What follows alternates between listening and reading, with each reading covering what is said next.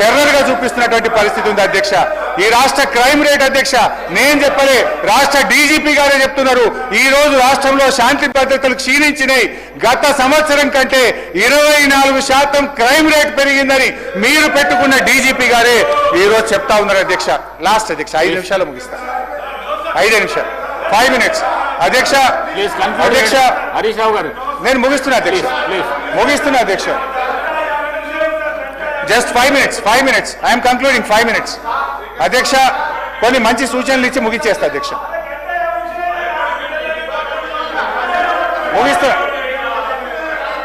ముగిస్తా అధ్యక్ష.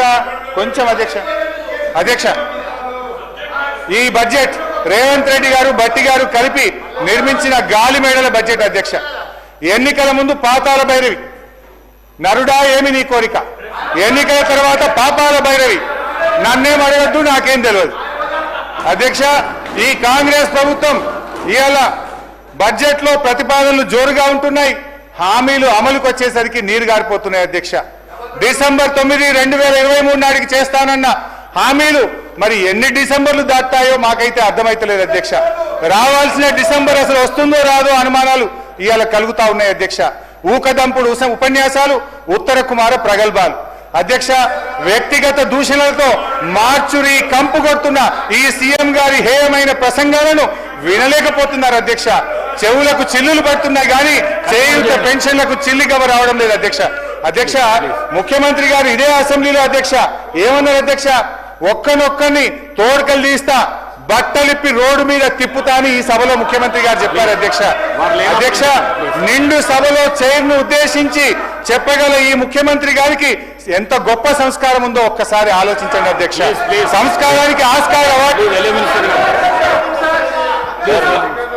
Sir almost 2 గంటలు మాట్లాడారు హరీష్ రావు గారు. సార్ ఏ సందర్భంలో వారు మాట్లాడారో వారికి కూడా తెలుసు. ఏ సందర్భం పురస్కరించుకొని ముఖ్యమంత్రి గారి కుటుంబం పైన, లేకుంటే గౌరవ శాసనసభ్యులకు సంబంధించిన కుటుంబాల పైన, లేకుంటే ప్రతిపక్షాలకు సంబంధించిన కుటుంబ సభ్యుల పైన మాట్లాడుతూ ఉన్న కొన్ని సోషల్ మీడియా ఛానల్స్ కు సంబంధించిన అంశం విషయంలో మాట్లాడటం జరిగింది. ఈరోజు మేం చెప్తా ఉన్నాం, చట్ట పరిధిలోనే ఏ యాక్షన్ అయినా ఉంటుంది అధ్యక్ష. రాజ్యాంగ పరిధిలో పనిచేస్తూ ఉంటుంది చట్టసభ. ఈరోజు సీఎం గారికి సంబంధించిన వారు చేసిన వ్యాఖ్యలను తప్పుదారి పట్టించడానికి ఈరోజు హరీష్ రావు గారు చాలా పకడ్బందీగా ఒక వ్యూహరచనతో ఏ విధంగా మాట్లాడితే సూచనలను చెప్పుకుంటూ విమర్శలు చేస్తూ ఉన్నారు. సూచనలను చెప్పుకుంటూ విమర్శలు చేస్తూ ఉన్నారు సార్.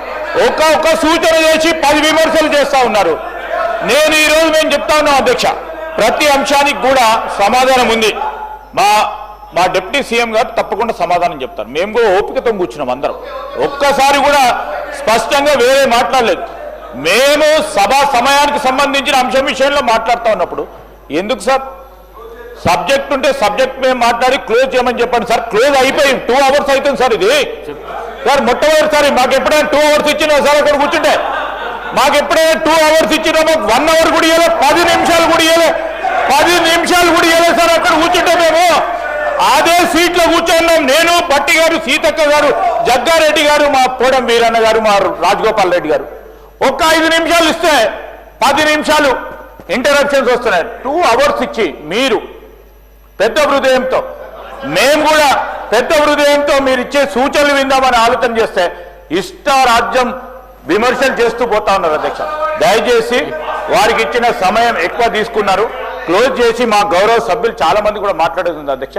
దయచేసి వారికి మా సంఖ్య ప్రకారం మాట్లాడతారు. హరీష్ రావు గారు 1 minute.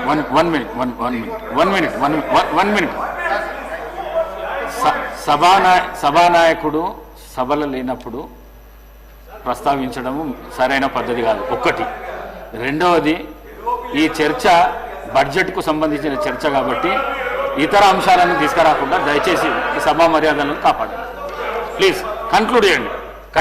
Thank you speaker sir. అంటే నేను కూడా ఏం ఆరోపణలు చేయలేదు అధ్యక్ష. వారు సభలో అన్న మాటను ఉచ్చరిస్తూ మాట్లాడాను. సంస్కారం అనేది ఎంత గొప్పగా ఉందని చెప్పే ప్రయత్నం చేసిన అసలు సంస్కారానికి ఆస్కార్ అవార్డు లేదు కానీ ఉంటే గింటే అది గౌరవ ముఖ్యమంత్రి గారికి ఇవ్వచ్చు అని చెప్పే ప్రయత్నం చేసిన అధ్యక్ష. అంతకుమించి వేరేం లేదు. అధ్యక్ష నేను ఒకటే అంటున్నా అధ్యక్ష, వీళ్ళు అధికారంలోకి వచ్చి 16 నెలలు అయింది అధ్యక్ష.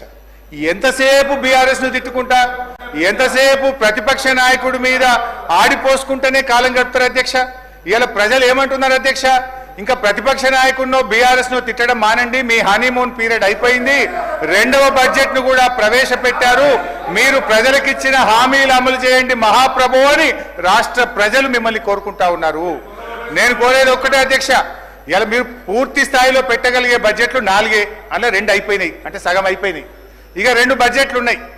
అయితే మిగిలిన 2 కూడా ఇట్లనే మీరు పుణ్యకాలం ఇట్లనే చేస్తే కరిగిపోతుంది అధ్యక్ష. దయచేసి ఇప్పటికైనా ప్రజలకిచ్చిన హామీలు అమలు చేయండి.